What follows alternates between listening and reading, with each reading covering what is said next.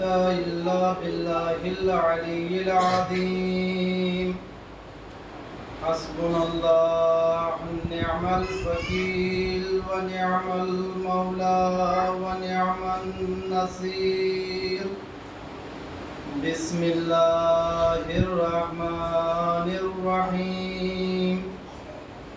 الحمد لله رب العالمين والعاقبة للمتقين والجنة للموحدين والمؤمنين والنار للعاصين والكافرين والملحدين. ثم الصلاة والسلام والتحية والإكرام على النبي الأمي العربي القرشي الأبته التهامي السيد البهي السراج المضيء الكوكب الدري صاحب الوقار والسكينة المدفون بعرض مدينة الرسول المسدد المصطفى الأمجد المحمود الأحمد مولانا بالقاسم محمد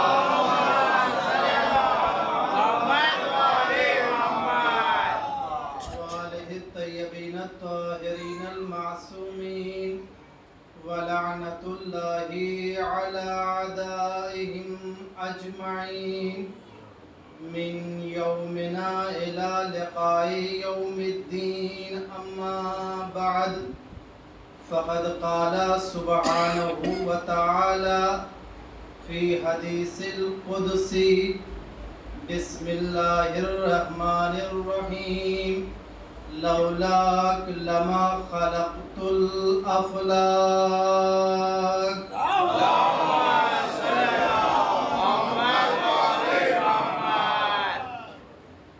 قبل اس کے کہ اپنے گفتگو کا آغاز کروں، آپ حضرات سے التماس ہے کہ ایک مرتبہ سورہ حمد اور 3 مرتبہ سورہ اخلاص کی تلاوت فرما کر کے مرحوم اسماعیل خان ابن لطیف خان، مرحومہ بدر روبی بنت جعفر خان، مرحوم عزیز خان ابن اسماعیل خان، مرحومہ بشیرہ بی بنت ثناء اللہ خان، مرحوم شفیع اللہ خان ابن اسماعیل خان، مرحومہ رشیدہ بی بنت رحمت اللہ خان، مرحوم رشید خان ابن عزیز خان، مرحوم نذیر خان ابن عزیز خان، مرحومہ منور شاہدہ بنت محمد ممتاز، مرحوم مختار خان ابن خورشید خان، ان مرحومین کے روح کو احسان فرمائے.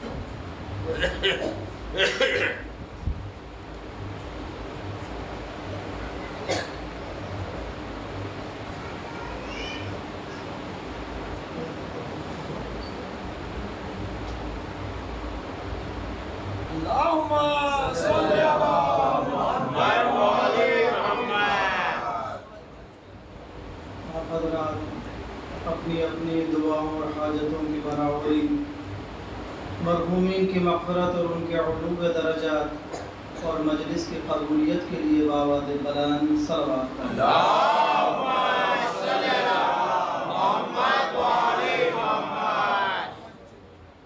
بابرکت ہے وہ ذات اقدس الہ کہ جس نے اپنے ایک نغمہ کن سے کائنات کو سجا دیا۔ اس کا اقتدار کائنات کے ذرے ذرے کے اوپر ہے اور کوئی بھی ذرہ اس کے دائرہ اختیار و اقتدار سے باہر نہیں ہے۔ وہی وہ ذات حق سبحانہ و تعالی ہے کہ جس نے ہمیں اور آپ کو اور ساری کائنات کو پیدا کیا، اور پیدا کرنے کے بعد آج اس نے ہمیں بالخصوص یہ توفیق عنایت فرمائی کہ ہم نے عزائے فرش سیدہ سلام اللہ علیہ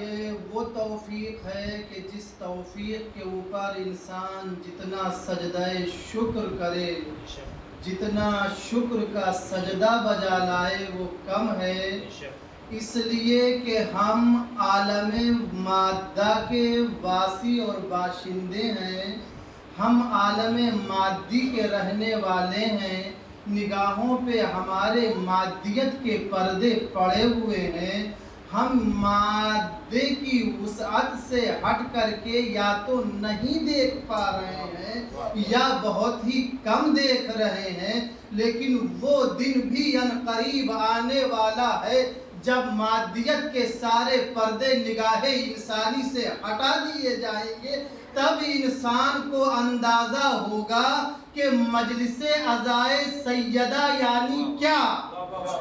تب انسان کو اس بات کا اندازہ ہوگا اور اپنے مقدر کے اوپر ناز کرے گا اور کفِ افسوس ملے گا اس بات کے اوپر، اے کاش کہ سیدہ کی مجلس ایک اور کر لی ہوتی، اے کاش سیدہ کے نام پر ایک فرش ادا اور بچھا لیا ہوتا، اے کاش کہ ہم نے سیدہ کے نام کے اوپر ایک اور ذکر کر لیا ہوتا۔ لہذا خوش نصیب ہیں وہ افراد کہ جنہوں نے عزائے سیدہ کو برپا کرنے کی کوشش کی ہے، چاہے وہ پڑھنے والا ہو، چاہے وہ سننے والے ہوں، چاہے وہ بانیان ہوں، اللہ سبحانہ وتعالی ان سب کی توفیقات میں بے حق زہرا اضافہ فرمائے۔ صلوات پڑھیں محمد و آل محمد۔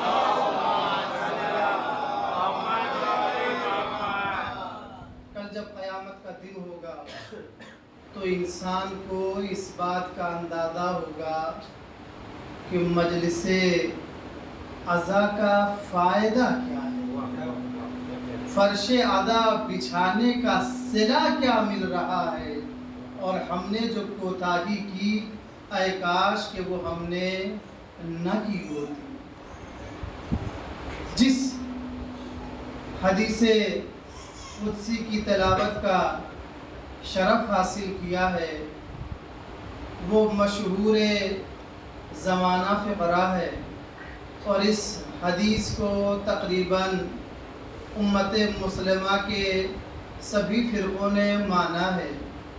یہ متفق علیہ حدیث ہے جسے حدیث قدسی کہا جاتا ہے، جو کلام ربانی ہے، جو اللہ کا کلام ہے۔ اب وقت نہیں عزیزوں کہ میں آپ کے سامنے بیان کروں کہ قرآن کیا ہے اور حدیث قدسی کیا ہے، لیکن ایک چیز جو مشترک ہے وہ یہ کہ حدیث قدسی بھی اللہ کا کلام ہے اور قرآن بھی اللہ کا کلام ہے۔ فرق یہ ہے کہ جو قرآن میں ہے بس وہی قرآن ہے، لیکن جو قرآن کے علاوہ من جانب اللہ پیغمبر کے اوپر اترا ہے، لسان نبوت پر جاری ہوا ہے، لیکن قرآن میں نہیں ہے، وہ حدیث قدسی ہے۔ لیکن مفہوم، معنی یہ سب کے سب من جانب پروردگار ہے۔ ارشاد ہو رہا ہے لولاک لما خلقت الافلاک، اے میرے پیغمبر اگر آپ کو پیدا نہ کرنا ہوتا تو کچھ نہ پیدا کرتا، پیغمبر اگر آپ کی تخلیق مقصود نہ ہوتی تو افلاک کو پیدا نہ کرتا۔ ذرا سا رک کر کے ایک منٹ، اور بہتر طریقے سے اپنی گفتگو کو آپ کے سامنے پیش کروں. دفعہ مل جل کر کے صلوات پڑھیں محمد.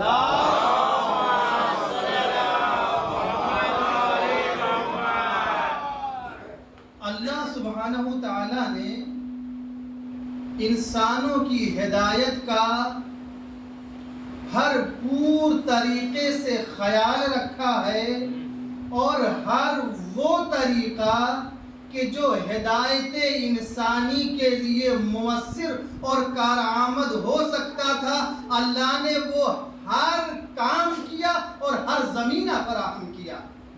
اگر کتابوں کی ضرورت تھی تو اللہ نے کتابیں بھی بھیجی ہیں، صحیفے بھی نازل کیے ہیں.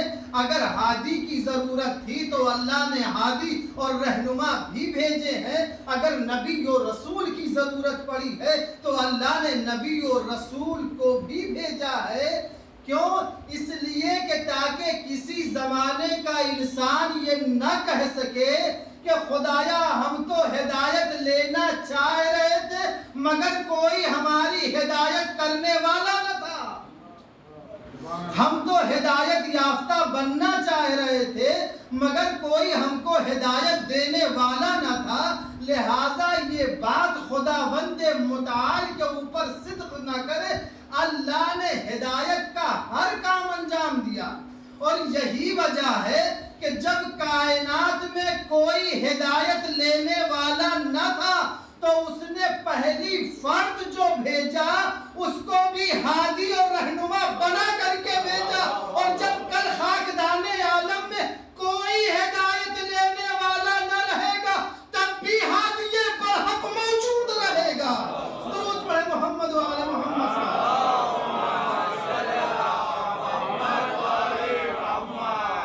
تو اللہ سبحانہ وتعالی نے انسان کی ہدایت کے لیے ہر وہ کام جو ممکن تھا اس کو انجام دیا. اور اب آپ دیکھیے کہ انسان کی ہدایت کے لیے قرآن مجید کو اللہ سبحانہ وتعالی نے نازل فرمایا. اور اس اعتبار سے اگر قرآن مجید کو دیکھیں اور ہدایت کے اوپر اپنی توجہ کو مرکوز کریں تو انسان کو انسان کو اندازہ ہوگا کہ لا اقل اللہ نے 4 طریقے کی ہدایت کو قرآن میں رکھا. کہیں کے اوپر ذکر ہو رہا ہے کہ ہدی للناس، یہ قرآن ہدایت ہے لوگوں کے لیے. دوسرے مقام کے اوپر ارشاد ہو رہا ہے ہدی و بشری للمسلمین، یہ قرآن ہدایت ہے مسلمانوں کے لیے. تیسرے مقام کے اوپر ارشاد ہو رہا ہے ہدی و بشری للمؤمنین، یہ قرآن کتاب ہدایت ہے مومنین کے لیے. اور کہیں کے اوپر ذکر ہو رہا ہے کہ ہدی للمتقین، یہ کتاب سراپے ہدایت ہے صاحبان تقوی کے لیے. تو پتہ یہ چلا کہ لا اقل 4 گروہ ہیں کہ جن کی ہدایت کا انتظام خداوند متعال نے کیا ہے. کیا مطلب؟ ہم اور آپ جو مطلب سمجھیں وہ کیا مطلب؟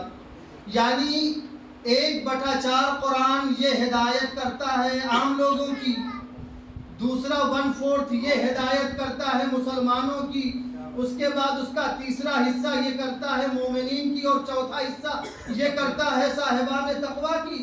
کہا نہیں، قرآن مجید کا پہلا لفظ یعنی بسم اللہ سے لے کر کے والناس کی سین تک کے یہ سراپے ہدایت ہے عام لوگوں کے لیے بھی، مسلمانوں کے لیے بھی، اور مومنین کے لیے بھی، صاحبان تقوی کے لیے بھی. ایسا نہیں ہے کہ ان کے لیے الگ ہے ان کے لیے الگ ہے، بلکہ یہ قرآن پورا سراپے ہدایت ہے عام لوگوں کے لیے. لیکن یاد رکھیے کہ قرآن اتنا آسانی سے سمجھ میں آنے والا بھی نہیں ہے. قرآن کو سمجھنے کے لیے پہلے قرآنی مزاج رکھنا پڑے گا تب قرآن سمجھ میں آئے گا. ارے بھیا معمولی سے انسان کی بات تو جلدی سمجھ میں آتی ہی نہیں ہے، تو جب معمولی انسان کی بات جلدی انسان نہیں سمجھ پاتا تو خالق اکبر کی بات اس کے لیے ضرورت ہے کہ قرآن فہمی کا جذبہ انسان کے اندر پایا جائے، اور قرآن مجید کا ایک ایک لفظ اپنے جگہ کے اوپر معنی کے سمندر کو لیے ہوا ہے۔ قرآن وہ بحر زخار ہے کہ جس کی تہ میں نہ انسان اتر سکتا ہے نہ اس کا ادراک کر سکتا ہے۔ اور قرآن مجید دیکھیے دو طرح کے متکلم ہوتے ہیں۔ ایک وہ ہوتا ہے انسان کہ جب بات کرنے کے اوپر آتا ہے تو بولتا ہے، چرب زبان ہو، اچھی مضمون کے اوپر جو ہے وہ گرفت ہو، بہتر طریقے سے زبان انسان کی چلتی ہو، تو پتہ چلا 1 گھنٹہ تقریر کی اور 1 گھنٹہ تقریر کے بعد پتہ چلا اما پڑھا کیا، 2-4 جملوں کے علاوہ تو مجلس میں کچھ تھا ہی نہیں۔ تو پتہ چلا کہ صاحب یہ حال تو ہمارا ہے کہ جو سر پہ دستار لے کر کے آ کر کے بیٹھتے ہیں منبر کے اوپر، اور 1 گھنٹہ پڑھنے کے بعد سامعین کو 2-4 منٹ کے علاوہ کچھ نہیں ملا۔ تو ایک ہم ہیں کہ جب آتے ہیں تو یہ، لیکن ایک پڑھا لکھا انسان اگر کوئی پروفیسر بول رہا ہو تو اس کے ایک ایک لفظ کے اوپر مطلب ہوتا ہے۔ ایک پڑھا لکھا عالم بول رہا ہو تو اس کے ہر جملے پہ مطلب ہوتا ہے۔ ایک عالم وقت اگر بول رہا ہو تو اس کے ہر کلام میں معنی پایا جاتا ہے۔ اگر اسی کو مرجع وقت بیان کر رہا ہو تو اس کی کلام کی اتنی اہمیت ہوتی ہے کہ ہر لفظ میں ایک معنی اور اس معنی کے اندر ایک باطن پوشیدہ ہوتا ہے۔ تو پتہ یہ چلا کہ جیسی انسان کی سطح فکری ہے ویسا انسان ادراک کر سکتا ہے، ویسا سمجھ سکتا ہے۔ قرآن ہر ایک کے لیے سامان ہدایت فراہم کرنے والا ہے۔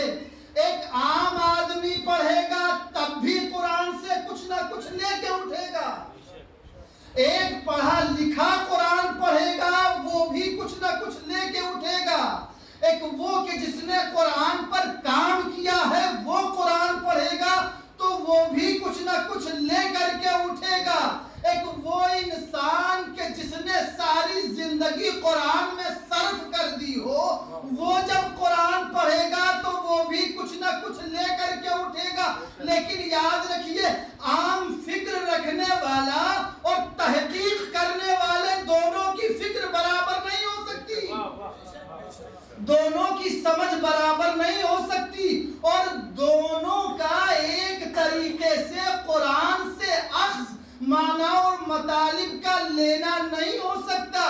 لیکن یاد رکھیے کہ یہ قرآن ہے، قرآن کے اندر اتنی زیادہ گہرائی پائی جاتی ہے کہ دیکھو تو کچھ اور نظر آتا ہے، غور کرو تو کچھ اور نظر آتا ہے، تحقیق کرو تو کسی دنیا میں اور قدم رکھنا پڑتا ہے، اور تحقیق کرنے والے اور غور سے دیکھیں تو انہیں اور دنیا نظر آتی ہے، یہاں تک کہ وقت وہ آتا ہے کہ علی جیسا امام وقت، توجہ کا طالب ہوں کہ قرآن وہ عظیم کتاب ہے کہ جسے سمجھنا ہر کس و ناکس کے بس کی بات نہیں ہے۔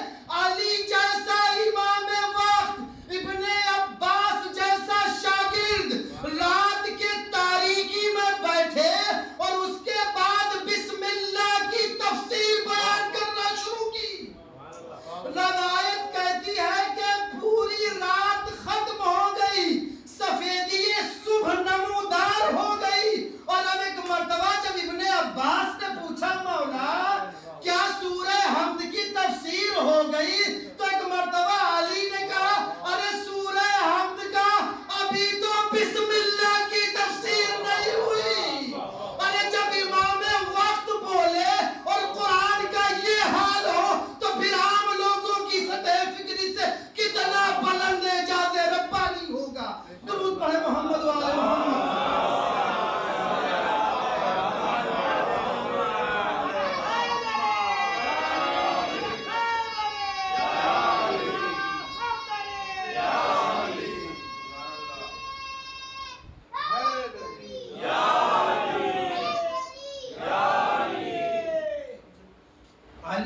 جیسا امام وقت بول رہا ہے اور پوری شب گزر گئی، بسم اللہ کی تفسیر تمام نہیں ہوئی، تو علی بول کیا رہے تھے پوری رات؟ علی بول کیا رہے تھے بھائی پوری رات؟ بسم اللہ میں ہے کیا؟ 4 لفظ کے علاوہ کچھ ہے ہی نہیں۔ اسم ہے، اللہ ہے، رحمان ہے، رحیم ہے، اس 4 لفظوں کے علاوہ ہے کیا بسم اللہ میں؟ تو علی کیا بول رہے تھے؟ اس کا مطلب ہے کہ علی بول تو رہے تھے اور ایسا بول رہے تھے کہ حبر الامہ ابن عباس جیسا شاگرد اس کو سن رہا تھا۔ اس کا مطلب ہے کہ وہ رٹی رٹائی باتیں تو نہیں بول رہے تھے نا، بلکہ ایسے مونگے اور موتی اس بحر ذخار کلام ربانی سے نکال رہے تھے کہ جو شاید امام وقت کے علاوہ کوئی سمجھ ہی نہیں سکتا ہے۔ درود پڑھے محمد و آل محمد۔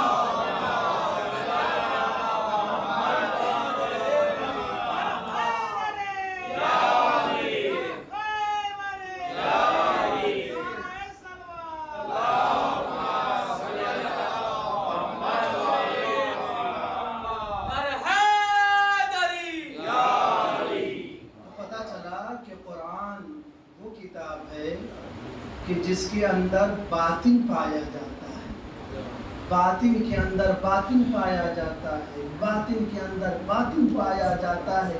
کتنے باطن پائے جاتے ہیں یہ انسان اس کو درک نہیں کر سکتا کہ قرآن کتنے باطنوں کے اندر مخفی ہے۔ یہ تو وہی جان سکتا ہے کہ جس نے اپنے کلام اعجاز کو دنیا کے لیے بھیجا ہے، یا وہ قلب جان سکتا ہے کہ جس پر قرآن مجید اترا ہے۔ تو یہ ہے قرآن مجید کی صفت، کیا کہ قرآن فکر انسانی سے، دماغ انسانی سے، سطح فکری انسان سے ماورا ہے۔ انسان اگر چاہے کہ کنہ حقیقت کلام ربانی کو درک کر لے تو انسان کے حیز امکان میں نہیں ہے۔ انسان کے کا دائرہ فکر اس بلندی تک پہنچ ہی نہیں سکتا جو کنہ حقیقت کلام ربانی ہے۔ تو یہ ایک صفت ہے قرآن مجید کی کہ اس کے اندر باطن اور باطن کے اندر باطن پائے جاتے ہیں، یعنی قرآن بواطن کے اوپر مشتمل ہے۔ اور اب آئیے پیغمبر کی حدیث سنیے، یہ بھی بڑی مشہور حدیث ہے اور متفق علیہ حدیث ہے۔ نبی کریم نے فرمایا انی تارکم فیکم الثقلین کتاب اللہ و عطرتی و اہل بیتی، کہ دیکھو میں تمہارے درمیان 2 گرہ قدر چیزیں چھوڑ کر کے جا رہا ہوں، اگر تم ان سے وابستہ اور متمسک رہو گے تو میرے بعد ہرگز ہرگز کبھی گمراہ نہیں ہوگے۔ لن یفترقا، اور خبردار کبھی بھی قرآن اور اہل بیت میں جدائی نہیں ہوگی، حتی یرد علی الحوض، یہاں کے اوپر یہ دونوں حوض کوثر پر ہم سے ملاقات کریں گے۔ تو پتہ یہ چلا کہ قرآن اور اہل بیت میں جدائی نہیں ہو سکتی۔ کیا مطلب قرآن اور اہل بیت میں جدائی نہیں ہو سکتی؟ مطلب یہ ہے کہ جہاں کے اوپر قرآن رکھا ہوگا وہاں کے اوپر اہل بیت کی ایک فرد کھڑی ہوگی،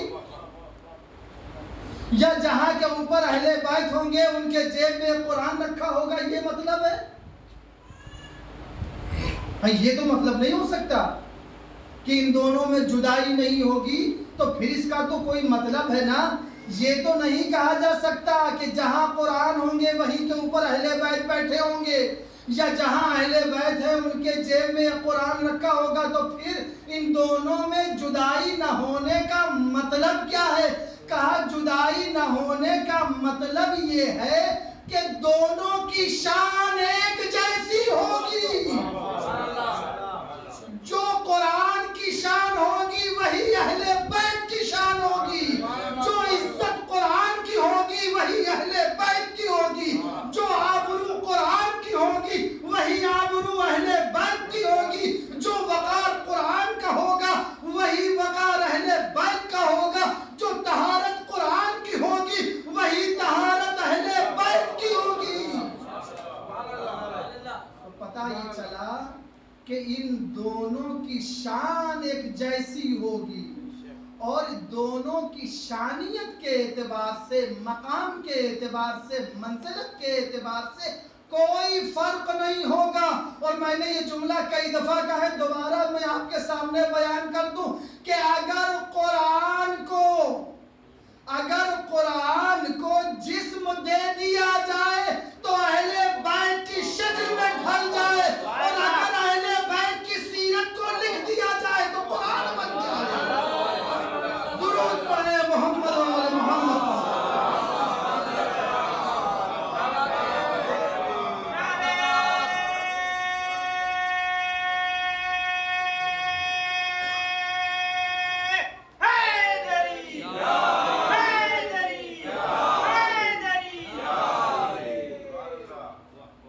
اور محمد و آل محمد صلی اللہ علیہ وسلم۔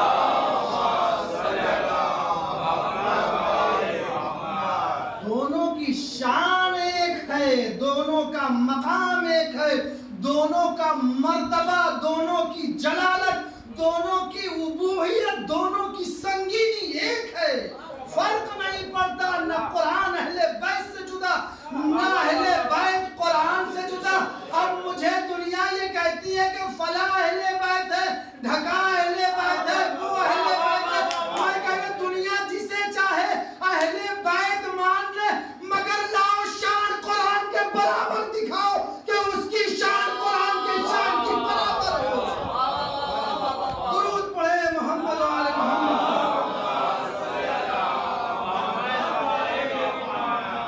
لاؤ تو کوئی نکلے تو ایسا قداور کہ جس کا قد قرآن کے قد کے برابر نکل جائے، اور یہ سب بونے دکھائی دیں گے سوائے اہل بیت کے۔ درود پڑھے محمد و آل محمد۔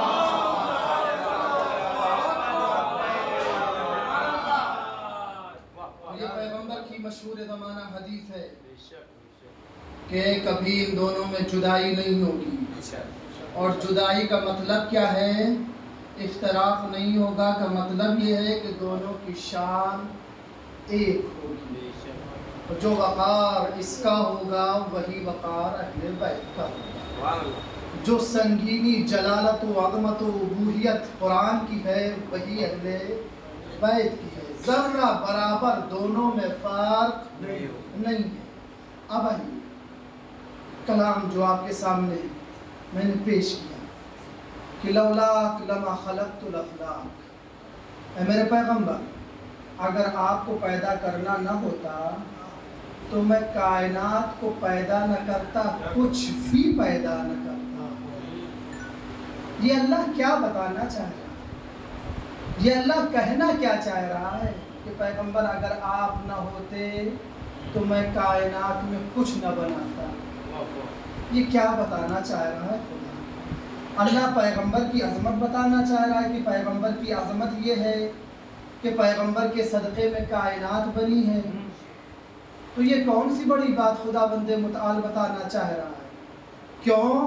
اس لیے کہ تال میل ہی نہیں کھاتا۔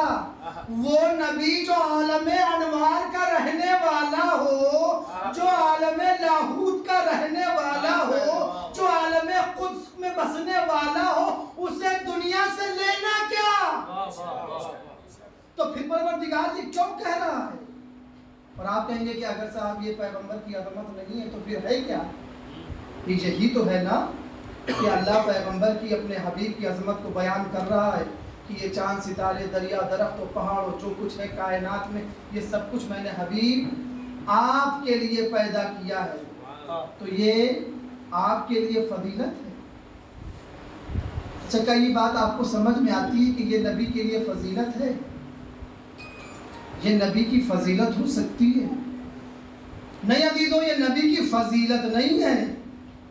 یہ نبی کی فضیلت خدا بند متعال بیان نہیں کر رہا ہے، بلکہ کسی اور حساس مفہوم کی طرف خدا بند متعال ذہن انسانی کو متوجہ کرنا چاہ رہا ہے۔ کیوں؟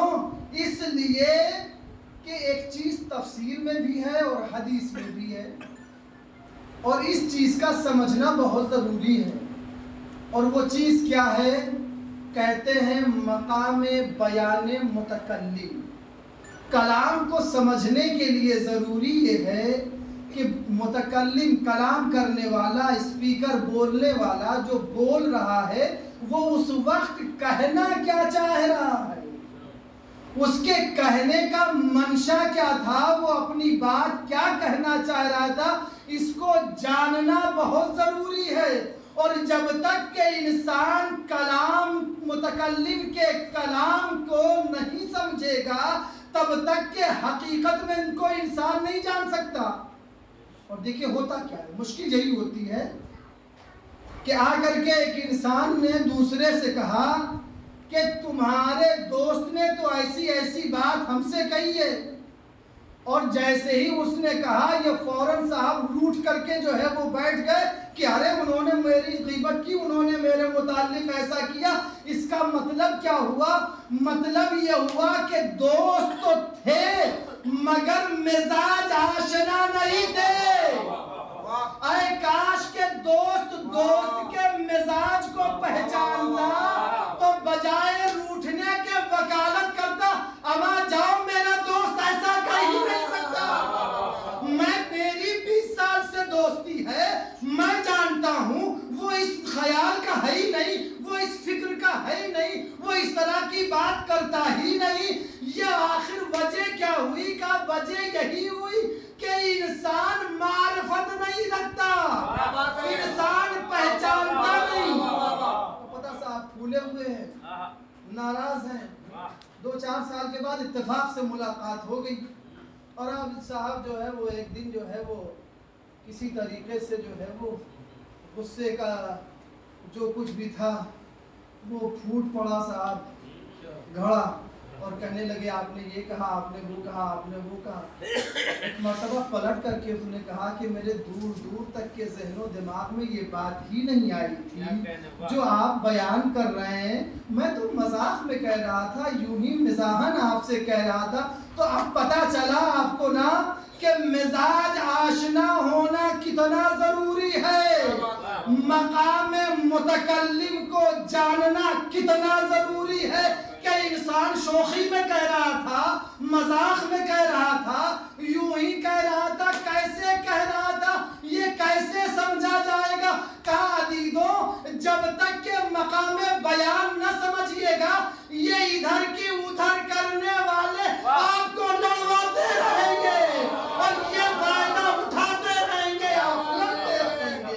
درود پڑھے محمد و آل محمد.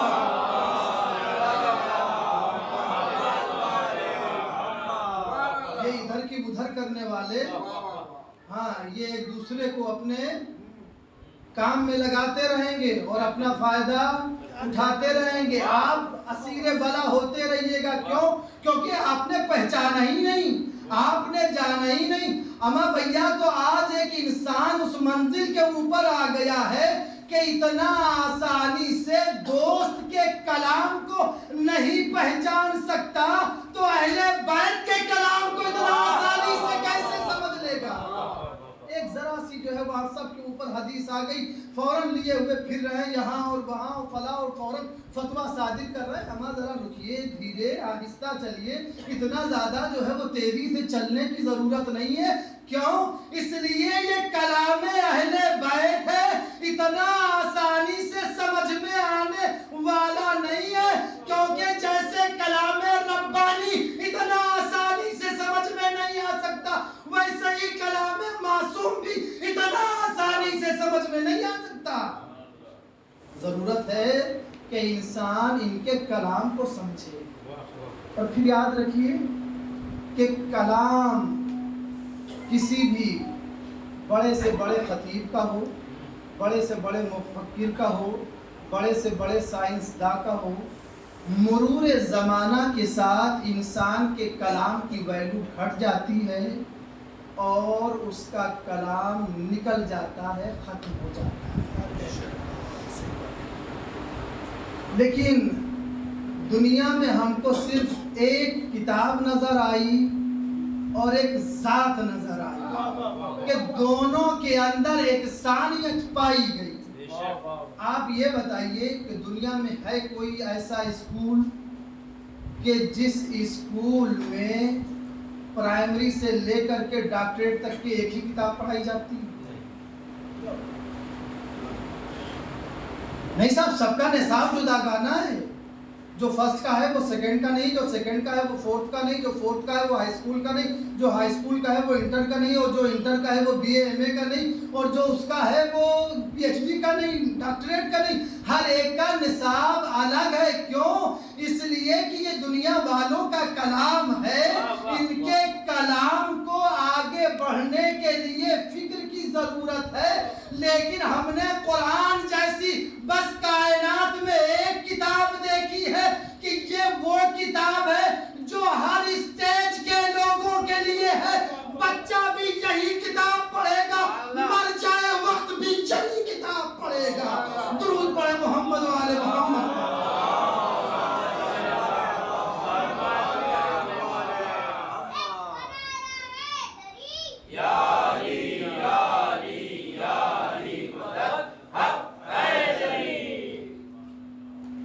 یہ وہ کتاب ہے اور اس کتاب کی اعجازی تاثیر ہے کہ یہ ایک ہی کتاب اور پوری انسانیت کے اوپر محیط ہے. ہر انسان یہی سبق پڑھے گا اور اسی سبق سے انسان اپنے زندگی کو نورانی کرتا چلا جائے گا. بلکہ یہ قرآن ہے، زمانے سے قرآن کی عظمت میں کمی نہیں ہوتی، بلکہ جیسے جیسے دنیا ترقی کرتی جائے گی قرآن کی حقیقت انسان کے اوپر آیا ہوتی چلی جائے گی. تو یہ ہے قرآن کی اعجازی کیفیت کہ قرآن زمانے سے فرسودہ نہیں ہوتا. یہی تاثیر کلام معصوم کی ہے کہ معصوم کا کلام بھی کبھی بھی زمانے کے پیچھے نہیں رہتا، بلکہ زمانے کی رہنمائی کرتا ہے. ایک زمانہ تھا، ہم نے بچپن میں اپنے دیکھا تھا، لگا ہوا تھا اس زمانے میں جو ہے وہ ٹیلی فون، تو وہ باکس والا تھا صاحب، اس میں وہ نمبر ہوتے تھے، وہ نمبر جو ہے وہ اپنا دبائیے تو پھر جو ہے وہ اس سے جو ہے وہ کام چلتا تھا. اور اس سے پہلے جو اور بڑے بزرگ ہیں انہوں نے اور دیکھا ہوگا، وہ جو ہے وہ گھنٹی والا اور کیا والا، وہ سب جو ہے وہ اپنے جگہ کے اوپر تھا. انصاف سے بتائیے، جب یہ نیا ٹیلی فون آیا تھا تو یہ اپنے زمانے کا کتنا ماڈرن تھا. لیکن سب کچھ ہونے کے بعد آج کیا کوئی اپنے گھر میں اسے رکھنے کے لیے تیار ہے؟ کوئی اس تھیوری کو پڑھنے کے لیے تیار ہے؟ کہا نہیں، کہا صاحب زمانہ ختم ہو گیا، اسے اب پڑھنے کی ضرورت نہیں ہے، گھر میں رکھنے کی ضرورت نہیں ہے. کیوں؟ زمانہ بہت ترقی کر گیا، یہ ساری چیزیں پیچھے رہ گئی. میں کہہ رہا ہوں دنیا کا کوئی ماڈرن سے ماڈرن انسان کلام اہل بیت پر انگلی رکھ دے کہ اب معصوم کا یہ کلام ہمارے لیے زمانے سے پیچھے چلا گیا، اب یہ کلام کارا ہی نہیں رکھتا. درود پڑھے محمد و آل محمد.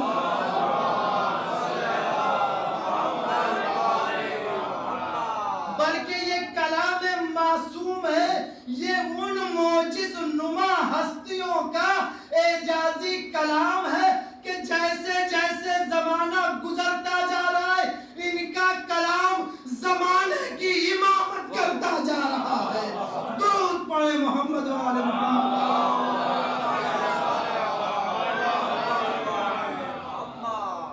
پیغمبر نے فرمایا لولاک لما خلقت الافلاک، اے میرے پیغمبر اگر آپ کو اس دنیا میں آنا مقصود نہ ہوتا تو میں کائنات میں کچھ بھی پیدا نہ کرتا. یہ کیا پیغمبر کی فضیلت کے لیے ہے؟ اچھا چلیے، یہ بات تو سمجھ میں کسی حد تک کہ آ بھی سکتی ہے کہ یہ بیان فضیلت کا موقع رہا ہو، اللہ نے اپنے نبی کی فضیلت کا اعلان کرنا چاہا ہو اور یہ جملہ بیان فرمایا ہو. لیکن حدیث اور آگے بڑھتی ہے، لولا علی لما خلقتک، اے میرے پیغمبر اگر علی کو پیدا نہ کرنا ہوتا تو آپ کو بھی نہ پیدا کرتا. یہ میں کوئی اپنے طرف سے بیان نہیں کر رہا ہوں، یہ حدیث قدسی کا فقرہ ہے. پیغمبر اگر علی کو دنیا میں آنا مقصود نہ ہوتا تو میں آپ کو بھی پیدا نہ کرتا. اب کیا پتا چلا کہ یہ پیغمبر کے لیے علی کی فضیلت ہے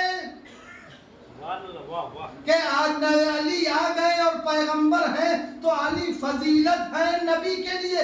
نہیں عزیزو، میں نے کہا کہ مقام بیان کو جاننا ضروری ہے، بیان متکلم، مقام متکلم کو جاننا ضروری ہے. اللہ بیان عظمت چاہتا ہے، بیان حقیقت چاہتا ہے، بیان ضرورت چاہتا ہے. آخر یہ معاملہ ہے کون سا مقام ہے؟ یہ کون سا مقام؟ کہا یہ مقام فضیلت نہیں ہے. کیوں؟ ہو سکتا ہے کہ وہ افراد کہ جن کے ذہن ہی کوتا ہوں ان کے لیے یہی بات نبی کی فضیلت بن کر کے سامنے آ جائے، مگر یاد رکھیے نہ یہ نبی کے لیے فضیلت ہے نہ یہ علی کے لیے فضیلت ہے. پھر ہے کیا یہ فضیلت نہیں ہے؟ کہا کہ فضیلت نہیں ہے تو فضیلت نہیں ہے تو پھر کیا ہے؟ تو میں آپ کے سامنے ایک مثال دوں تاکہ بچے بھی بہتر طریقے سے سمجھیں اور بزرگ تو بہرحال آشنا ہے. آپ کسی کے بارے میں کہیے کہ فلاں انسان بہت شجاع ہے، بہت بہادر ہے، اس کی طاقت کا کوئی اندازہ نہیں ہے. کہا صاحب جیسے کہا وہ تاغا توڑ دیتا ہے، وہ بہت شجاع ہے مگر کاغذ پھاڑ دیتا ہے. اب آپ بتائیے کہ اس کی بہادری اور کاغذ کا پھاڑ دینا، ہو سکتا ہے کوئی اپاہج ہو نہ پھاڑ سکتا ہو تو اس کے لیے کاغذ کا پھاڑ دینا ہی جو ہے وہ بہت بڑی بات ہو اور فضیلت کی بات ہو. لیکن جو انسان صحت مند ہے، طاقتور ہے، اس کے لیے تاغے کا توڑ دینا یعنی کیا؟ اس کے لیے کاغذ کا پھاڑ دینا یعنی کیا؟ اہلی دنیا یہ سمجھتی ہے کہ اہل بیت کے معجزے اہل بیت کے لیے فضیلت ہے. نہیں عزیزو، یہ معجزے اہل بیت کے لیے فضیلت نہیں ہے، بلکہ یہ خود اہل بیت کا وجود ان معجزوں کے لیے فضیلت ہے. دنیا سمجھتی ہے کہ کعبے میں پیدا ہو جانا یہ علی کے لیے فضیلت ہے، برعکس کعبے میں پیدا ہو جانا یہ علی کے لیے فضیلت نہیں ہے. کعبے کی فضیلت ہے کہ علی پیدا ہو گئے. صلوات پڑھے محمد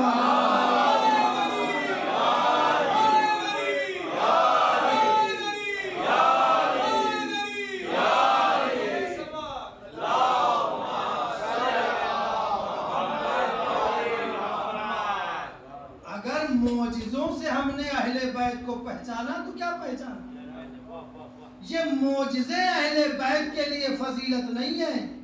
ارے علی کی وہ ذات کہ جس کے چشم و ابرو کے اشارے پر کائنات منقلب ہو جائے، جس کے ایک اشارے کے اوپر سورج پلٹ جائے، جس کے ایک ادنا سے انگشت کے اشارے کے اوپر پہاڑ اپنی جگہ چھوڑ دے، جس کے اشارے پر کائنات میں تلاطم برپا ہو جائے، اس کے لیے یہ معجزے حقیقت کیا رکھتے ہیں؟ درود پڑھے محمد و آل محمد.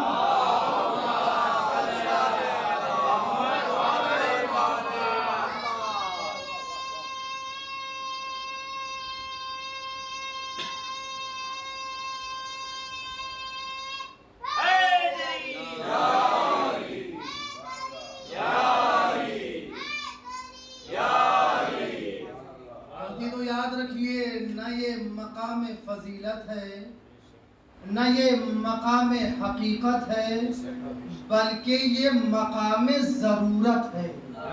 کیا؟ مقام ضرورت ہے. کیوں؟ اس لیے کہ اگر نبی کو نہ ہوتا تو دنیا کو پیدا کرنا ہی غلط تھا، افلاک کا پیدا کرنا بہودہ تھا. شمس و قمر کا پیدا کر دینا غلط تھا، دنیا کو آباد کر دینا غلط تھا، چونکہ اس کائنات کی ضرورت تھی کہ نبی آپ آئے، اس لیے کائنات کو پیدا کیا گیا۔ اب میں ضرورت کی مثال کیسے آپ کے سامنے دوں؟ ضرورت کی مثال یوں سمجھیے کہ ہمارا نوجوان بھی سمجھ سکے اور ہمارے ہم سن اور کم سن بھائی بھی سمجھ سکے۔ میں کہہ رہا ہوں خدا نہ کر دے، مثال دے رہا ہوں کہ اگر اس شہر میں الیکٹریسٹی نہ ہوتی تو کیا ہوتا؟ کرنٹ نہ ہوتا، لائٹ نہ ہوتی تو کیا ہوتا؟ کیا یہ پنکھے چلتے؟ کیا یہ جھاڑ و فانوس جو روشنی دے رہے ہیں کیا یہ روشنی دیتے؟ کیا یہ جو سارا نظام برقی چل رہا ہے کیا وہ چلتا؟ کا کچھ نہ چلتا۔ اور ایسے میں کہ جہاں کے اوپر لائٹ نہ ہو، الیکٹریسٹی ابھی نہ پہنچی ہو، کوئی اچھے سے اچھا لا کر کے روم ہیٹر رکھ دے، کوئی اچھے سے اچھی لا کر کے فریج رکھ دے، اچھے سے اچھی جو ہے اس کی تزئین کرا دے، اچھے سے اچھا انسان اپنے گھر کو جو ہے وہ ڈیکوریٹ کرا دے، انصاف سے بتائیے اس ڈیکوریٹ کا کوئی فائدہ ہے؟ اس ڈیکوریشن کا کوئی فائدہ ہے؟ آپ کہیں گے آپ دیوانے ہیں، آپ پاگل ہیں، آپ احمق ہیں، آپ لاکھ سب کچھ کر لیجئے، اس لیے کہ جس سے پنکھے چلیں گے وہ ہے الیکٹریسٹی، جس سے یہ بلب اور ٹیوب روشنی دیں گے اس کا نام ہے برق اور بجلی، جس کے ذریعے سے یہ تزئین ہوگی، یہ ڈیکوریشن کا نظام باقی رہے گا، اس کا نام ہے کرنٹ۔ یہی وجہ ہے کہ ساری کائنات ہو جاتی، نبی اگر جانے کائنات نہ آتے تو سب بنانا بیہودہ ہو جاتا ہے نا؟ یہ سب بنانا بیہودہ ہو جاتا، یہ سب بنانا غلط ہو جاتا۔ آپ اچھے سے اچھا لا کر کے گھر میں جو ہے وہ بلوور لگا دیجئے کہ لنڈن سے لے کر کے آئے ہیں، اور لائٹ نہ ہو تو کہیں آپ دیوانے ہیں۔ کیوں؟ اس لیے کہ جس سے گرمی پہنچنے والی ہے وہ تو روح ہے ہی نہیں، جس کے ذریعے سے ٹھنڈک پیدا ہوتی ہے، جس کے ذریعے سے گرمی پیدا ہوتی ہے، جس کے ذریعے سے سردی ملتی ہے، جس کے ذریعے سے یہ برقی نظام چلتا ہے، وہ روح تو ہے ہی نہیں۔ تو اس سے کائنات چلتی ہے، اس روح کا نام محمد عربی ہے۔ نظام کائنات نہ چلتا اگر حبیب آپ کی ذات نہ ہوتی۔ لیکن قرآن کہہ رہا ہے کہ سب کو مرنا ہے اور میرے پیغمبر آپ کو بھی مرنا ہے نا؟ سب کو مرنا ہے اور پیغمبر انکا میتون، اور آپ بھی جو ہے وہ مردہ ہو جائیے گا، آپ کو بھی جو ہے وہ دنیا سے رخت سفر باندھنا ہے۔ تو کوئی ہے ایسا کہ جو اس نظام کائنات کو اپنے مدار کے اوپر برقرار رکھ سکے؟ میں کہہ رہا ہوں کہ اگر جو ہے وہ یہاں پرماننٹ لائٹ نہ آئے تو کیا ایسے وقت کے اوپر انتظام نہیں کیا جائے گا کہ جب لائٹ چلی جائے تو اس وقت اس پورے سسٹم کو جنریٹ کرنے کے لیے کوئی ایسی ذات ہو کہ جو سنبھال لے، انسانیت کو اذیت نہ ہو۔ یہی وجہ ہے کہ حدیث کا فقرہ آگے بڑھا، علی اگر آپ نہ ہوتے تو نبی کو پیدا نہ کرتا، اس لیے کہ نبی کو بھی جانا ہے، لیکن نبی کے بعد جس سے روزوں کا بھرم باقی رہنا ہے، جس سے نماز کا وقار باقی رہنا ہے، جس سے حج کی قداست باقی رہنا، وہ ذات علی آپ کی ہے۔ آپ ہی کے ذریعے سے روح کائنات برقرار رہے گی۔ درود پڑھے محمد و آل محمد۔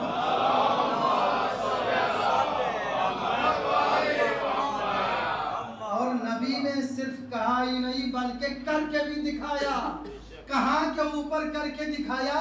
کہا دیکھو جو نور میں ہوں وہی نور علی ہے، جو طاقت میرے اندر ہے وہی طاقت علی میں ہے، جو میرے اندر صلاحیت ہے وہی صلاحیت علی کے اندر ہے۔ ہاتھ کو پکڑا، غدیر میں بلند کر دے گا من کنت مولا فہذا علی مولا، جس معنی میں مولا اسی معنی میں علی مولا۔ درود پڑھے محمد و آل محمد۔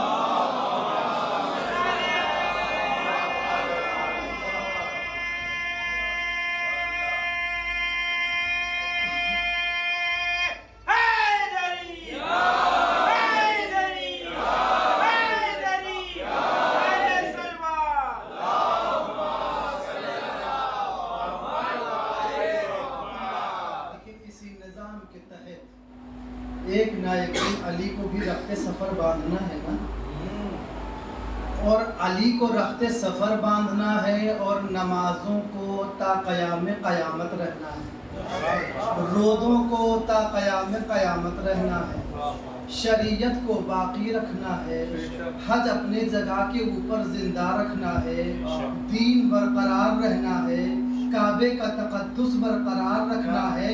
تو علی جب آپ چلے جائیں گے تب کیا ہوگا؟ تو ایک مرتبہ مشیت نے کہا کہ لولا الفاطمہ لخلقتکما، اگر فاطمہ نہ ہوتی تو نہ علی تم کو پیدا کرتا، نہ نبی تم کو پیدا کرتا۔ درود پڑھے محمد و آل محمد۔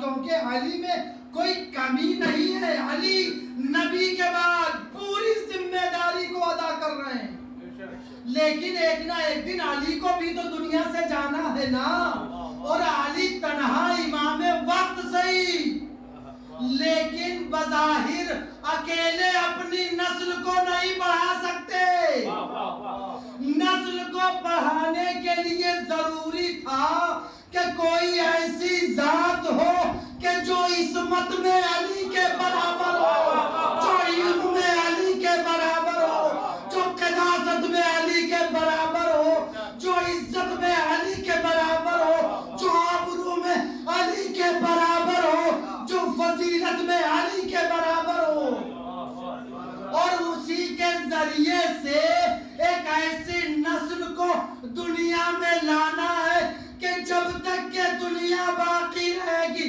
کوئی نہ کوئی اولاد علی موجود رہے گی۔ درود پڑھے محمد و آل محمد۔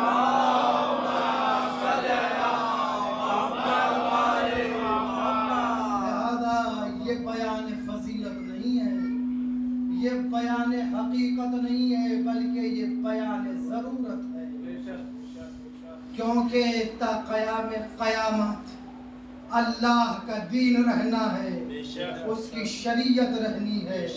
تو کوئی ایسا ہو کہ جو آبروئے کائنات ہو، کوئی ایسا ہو کہ جو جانے کائنات ہو، کوئی ایسا ہو کہ جس کے وجہ سے دین و اسلام کا حرم باقی ہو، اور یہی وجہ ہے کہ اللہ نے سیدہ کو ضرورت نبوت بھی قرار دیا، ضرورت امامت بھی قرار دیا، یعنی فاطمہ نہیں ہے، نبیوں کی بھی ضرورت ہے، امامتوں کی بھی ضرورت ہے۔ درود پڑھے محمد و آل محمد۔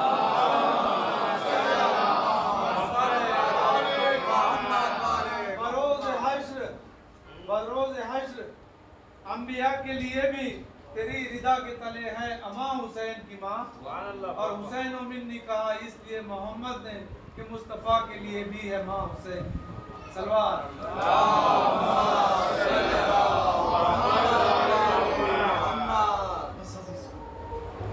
گفتگو کو اسی مقام کے اوپر روک رہا ہوں۔ سیدہ کی وہ ذات ہے کہ جو ذات رسول کی ضرورت ہے، جو ذات علی کی ضرورت ہے۔ فاطمہ وہ مرکز ہے کہ جہاں سے نبوت کو بھی ضرورت نبوت کی بھی پوری ہوتی ہے، جہاں سے امامت کی بھی ضرورت پوری ہوتی ہے۔ لیکن اسی فاطمہ کے ساتھ دنیا نے کیا کیا، فاطمہ کے اوپر ہوا کیا؟ ایام فاطمیہ ہیں، سیدہ کی شہادت کے عنوان سے یہ فرش اعلیٰ بچھائی گئی ہے۔ اللہ بانیان کی توفیقات میں اضافہ فرمائے۔ پروردگار جن لوگوں نے اس مجلس کے برپا کرنے کے سلسلے میں جس طریقے کا بھی تعاون کیا ہے، پروردگار تو ان کو اپنے حفظ و امان میں رکھ اور ان کے عمل کو شرف قبولیت عنایت فرما۔ سیدہ کے مصائب بڑے دردناک ہیں۔ ناموس کبریا کے اوپر ظلم کیا ڈھایا گیا، کنیزہ خدا کے اوپر ہوا کیا۔ روایت کے فقرے ہیں کہ ایک وقت وہ آیا کہ نبی کا سر اقدس تھا اور زہرا کا زانو مبارک تھا۔ پیغمبر پر مرض الموت کا غلبہ تھا، ایسے میں کسی نے دخل الباب کیا۔ سیدہ نے فرمایا کہ پلٹ جا، میرے بابا کی طبیعت ٹھیک نہیں ہے۔ وہ پلٹا نہیں، تھوڑے بعد پھر دخل الباب کرتا ہے۔ سیدہ نے کہا میں کہہ رہی ہوں نہ چلے جا، میرے بابا کی طبیعت ایسی نہیں ہے کہ وہ کسی سے ملاقات کر سکے۔ لیکن آنے والے نے تیسری مرتبہ پھر دخل الباب کیا تو ایک مرتبہ سیدہ سے رہا نہ گیا۔ روایت کہتی ہے کہ چشمہائے سیدہ آنسوؤں سے بھر گئی۔ ایک مرتبہ فاطمہ کے آنکھوں سے اشک بہنا شروع ہوئی۔ اشک آ کر کے نبی کے رخسار مبارک پر گرے۔ آنسوؤں کی گرمی کو نبی نے محسوس کیا، اپنی آنکھوں کو کھول دیا۔ فاطمہ میرے لخت جگر، میرے زندگی میں رونے کا سبب کیا ہے میرے لال؟ تو ایک مرتبہ شہزادی کہتی بابا جان نہ جانے کون ہے جو بار بار اذن دخول چاہتا ہے، میں منع کرتی ہوں مگر وہ مانتا نہیں ہے۔ بس ایک مرتبہ نبی نے کہا اے میری لال سیدہ، ارے یہ تیرے در کا شرف ہے کہ جو ملک کسی کی اجازت نہیں لیتا وہ ملک الموت بھی بغیر تیری اجازت کے تیری دہلیز میں قدم رکھنا نہیں چاہتا۔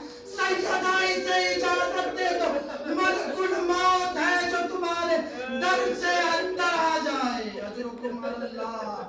مجھے نہیں معلوم سیدہ نے کس دن سے اجازت دی، کیسے وہ آیا اور نبی کی روح کیسے قبض ہوئی۔ روایت اور عرب کا دستور یہ تھا، ہمارے یہاں بھی بہت ساری جگہ کے اوپر یہ رسم زندہ ہے، اور خدا اس رسم کو جو لوگ زندہ کیے ہوئے ہیں اللہ تو انہیں جزائے خیر دے، کہ جب کسی کے یہاں انتقال ہو جاتا ہے تو عرب میں معروف یہ تھا کہ 3 دن تک کہ اس کے گھر چولہا نہیں جلتا، پڑوسی، عزیز، اقارب، رشتہ دار اس کے کھانے پینے کا انتظام کرتے تھے تاکہ اس کے گھر والے باقاعدہ اپنے مرحومین کا سوگ منا سکیں، انہیں کھانے پینے کی ٹینشن نہ رہے، وہ صرف سوگ منائے، یہ اہتمام کیا جاتا تھا۔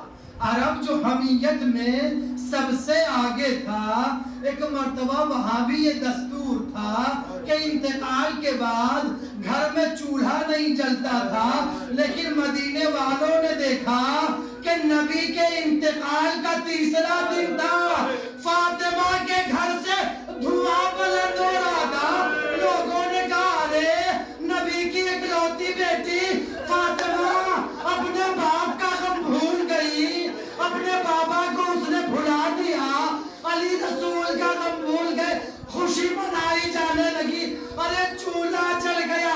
ارے مگر جب قریب آ کر کے دیکھا تو سیدہ کے چولہے سے نہیں بلکہ دروازے میں آگ لگی ہوئی تھی، فاطمہ فریاد کر رہی تھی۔ اجرکم اللہ، خدا کسی غم میں نہ رلائے سوائے غم اہل بیت کے۔ بس ایک روایت سن لیجیے اور اسی کے اوپر زحمت تمام۔ خدا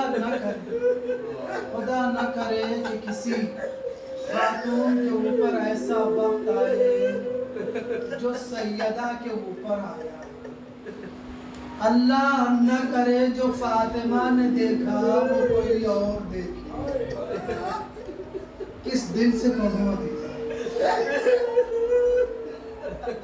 ایک شریف انسان رہتا تھا اپنی زوجہ کے ساتھ. اتفاق سے پتہ نہیں کیا ہوا، ایک دن کچھ میاں بیوی میں انبن ہو گئی. نتیجہ یہ ہوا کہ شوہر نے غصے میں آ کر کے بیوی کو ایک تھپڑ مار دیا. یہ بہت ہی غلط بات ہے، یہ بہت ہی نازیبا حرکت ہے. اسلام نے اسے منع کیا ہے. بیوی کے اوپر ہاتھ اٹھانا اسلام نے، شریعت نے، پیغمبر اور نبی کی سیرت اور اہل بیت کی سیرت کے خلاف ہے کہ انسان اپنی زوجہ کے اوپر ہاتھ اٹھائے. لیکن بہرحال شیطان غالب آ گیا، اس نے بیوی کے اوپر ہاتھ اٹھا دیا اور ایک تھپڑ مار دیا. گھر سے باہر گیا. تھوڑی دیر کے بعد اپنی غلطی کا احساس ہوا. شیطان سر سے اترا، غلطی کا احساس ہوا، نادم ہوا، بیوی کی خدمت میں آیا. آ کر کے کہتا کیا ہے کہ بیوی ہم نے تمہارے حق میں جسارت کی ہے، ہم نے غلطی کی ہے، یہ ہماری کوتاہی تھی، یہ ہمارا غلط فعل تھا جو ہم نے تمہارے اوپر ہاتھ اٹھایا، ہم بہت شرمندہ ہیں، ہمیں معاف کر دو. بیوی مومنہ تھی، فراخ دل تھی. اس نے کہا کوئی بات نہیں ہے، آپ ہمارے شوہر ہیں، آپ ہمارے سید و سردار ہیں، آپ ہمارے سرتاج ہیں. مار دیا کوئی مسئلہ نہیں، کوئی بات نہیں. لیکن دیکھیے ایک بات کا خیال رکھیے گا کہ اب اگر کبھی بھی اس طریقے کا کوئی ارادہ ہو اور کوئی خیال آئے اور مارنے کا ارادہ ہو تو اس وقت ماریے گا کہ جب میرے بچے موجود نہ ہو. ارے جب سے آپ نے تھپڑ مارا میری بیٹی سہمی سے بار بار پوچھ رہی اماں آپ کی خطا کیا تھی. ارے فاطمہ کے معصوم بچے، فاطمہ کو مارا جا رہا تھا، زینب دیکھ رہی تھی، حسنین دیکھ رہے تھے، فاطمہ پہ ظلم ہو رہا تھا. یہ بچے، ارے اس کا اثر کیا ہوا؟ اس کا میں اثر نفسیاتی بات آپ کے سامنے پڑھوں کہ اس کا اثر ہوا کیا؟ ارے ایک معمولی بچے کے سامنے کہ جس بچے کے اندر تاب و توان نہ ہو، طاقت نہ ہو، خدا نہ کرے کہ اس کے سامنے اس کی ماں کو مارا جا رہا ہو تو اس بچے کے اوپر اثر کیا ہوگا؟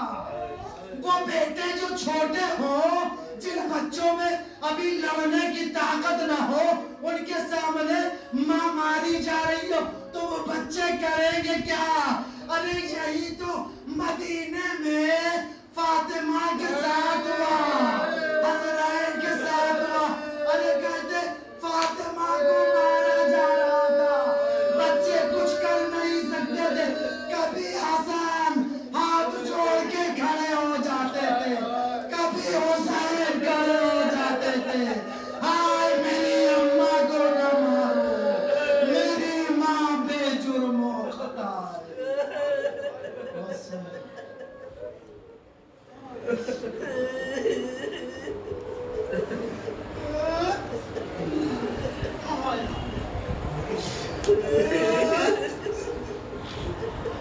پروردگار تجھے واسطہ محمد و آل محمد. اے میرے اللہ تو ہماری اس قلیل عبادت کو شرف قبولیت عنایت فرما. باری الہا مزید عزائے حسینی کی توفیق عنایت فرما. پروردگار جب تک زندہ نظر اہل بیت سے وابستہ رہ، مرنے کے بعد جوار معصومین میں جگہ مرحمت فرما. خدایا میرے پروردگار میرے اللہ جو بھی بیمار ہے انہیں شفائے کامل و عاجل عنایت فرما. رب کریم جو مقروض ہے ان کے قرض کو غیب سے ادا فرما. اللہ جو پریشان حال ہے ان کی پریشان حالی کو برطرف فرما. خدایا پروردگار جو بے اولاد ہے جناب سیدہ کے صدقے میں انہیں اولاد صالح عنایت فرما. پروردگار جو صاحب اولاد ہے انہیں دین و شریعت کے مطابق تربیت اولاد کی توفیق عنایت فرما. اے میرے معبود میرے اللہ تو ہماری نسل کو نسلاً بعد نسل مسلمان واقعی قرار دے. اے میرے پروردگار میرے اللہ تو اسلام و مسلمین کی نصرت و یاری و حمایت فرما. پروردگار بار الہ تو اہل فلسطین کو صبر و استقامت عنایت فرما. اللہ میرے پروردگار بار الہ تو انہیں صبر و حوصلہ عنایت فرما. پروردگار میرے معبود یہ شرپسند عناصر جو چہرہ اسلام کو مسخ کرنے پر آمادہ ہے اگر ناقابل ہدایت ہیں تو ان کو صفحہ ہستی سے نیست و نابود فرما. پروردگار بار الہ گزشتگان اور مرحومین کی مغفرت فرما. اللہ جن کی مغفرت ہو چکی ان کو جوار معصومین میں جگہ مرحمت فرما. پروردگار پرچم اسلام کو سربلند فرما. پرچم کفر و نفاق کو سرنگو فرما. اور بہترین دعا یہ ہے کہ ہمارے مولا و آقا سید و سردار امام زمانہ کے ظہور میں تعجیل فرما اور ہم سب کو ان کے آبان و انصار میں شمار فرما. ربنا تقبل منا وانک انت السمیع العلیم. ما تنام